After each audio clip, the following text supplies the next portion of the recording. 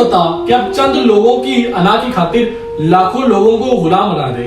جو human rights اور freedom of expression کی وائلیشن کشمیر میں دیکھی گئی ہے, ایسی مثال دنیا میں کہیں نہیں ملتی.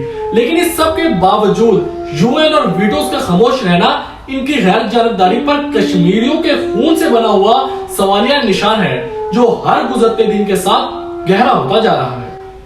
کشمیر کا صرف ایک ہی ممکنہ حل ہے کہ یو این کی قرارداد کے مطابق کشمیر میں ریفرینڈم کروایا جائے اور کشمیریوں سے پوچھا جائے کہ وہ چاہے بھارت کے ساتھ جانا چاہتے ہیں یا پاکستان کے ساتھ جانا چاہتے ہیں یا وہ ایک آزاد اور خود مختار ریاست. Elections must be conducted but on the basis of now and never. اب یا کبھی نہیں, کیونکہ 5 اگست والا ہندوستان کا غیر منصفانہ اور احمقانہ اقدام یہ الیکشنز کے مطالبے کو بے معنی سے کرتا جائے گا.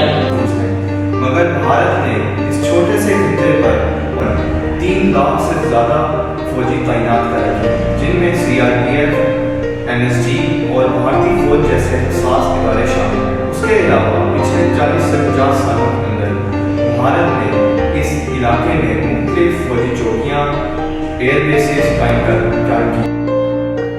جس حال میں جینا مشکل ہو اس حال میں جینا مردی ہے. ہمارے جسم زخموں سے چور سہی, تم اپنے شکستہ تیر گرو, اب اہل ترکش بولیں گے یہ بازی کس نے ہاری ہے. یہ بازی حق کی بازی ہے, یہ بازی تم ہی ہارو گے. گھر گھر سے مجاہد